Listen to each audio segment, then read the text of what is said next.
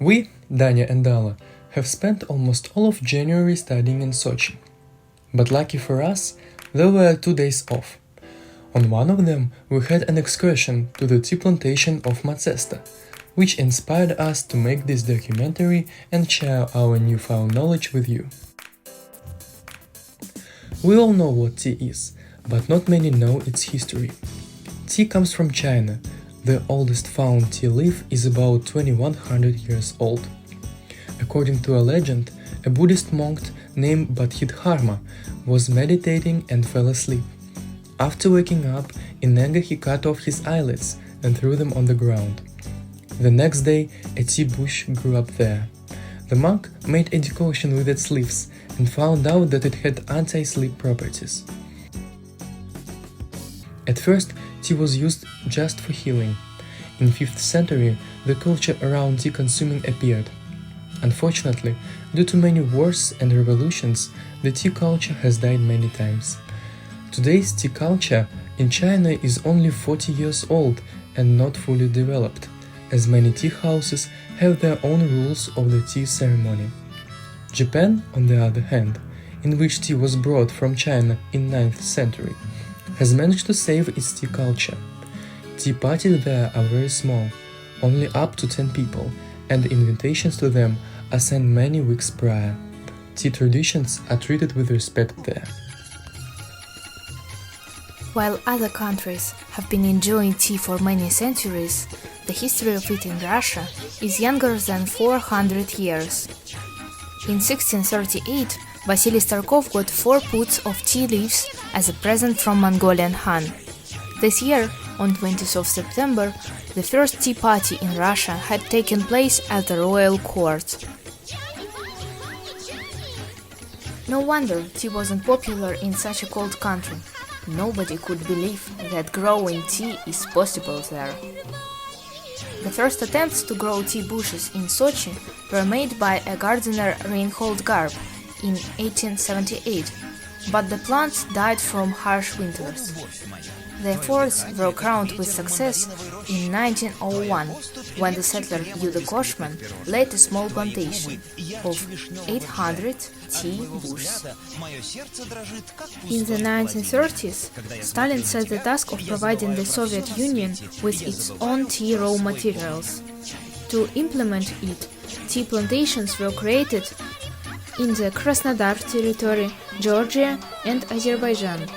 These years can be called the birth of domestic tea. However, the development of the tea growing industry stopped with the outbreak of the Second World War. Macesta tea was created as a совхоз in 1947 and reorganized in 1992.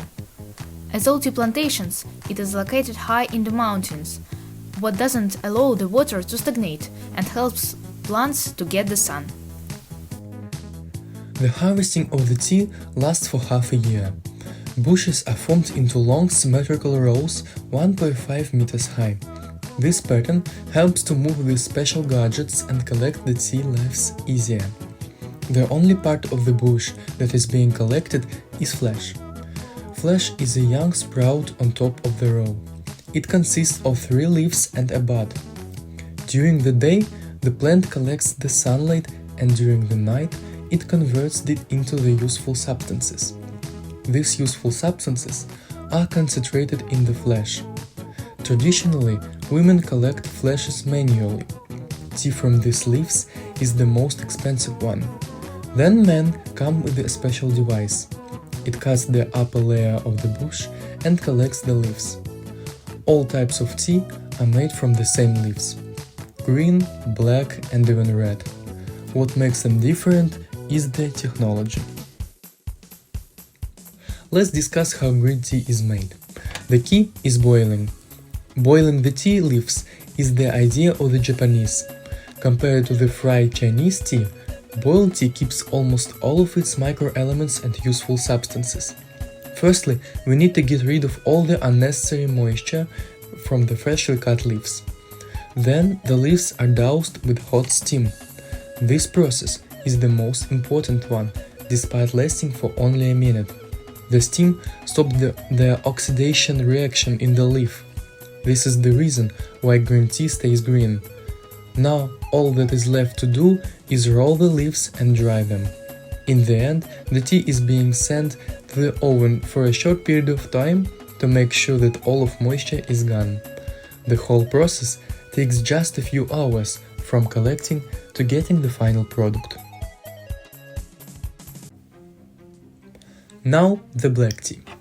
The freshly picked leaves are left untouched for 24 hours. During this time, the leaves are getting rid of the excess moisture and become really soft. Then the leaves are sent to the roller. There they roll and the process of fermentation starts. It changes the leaf's color.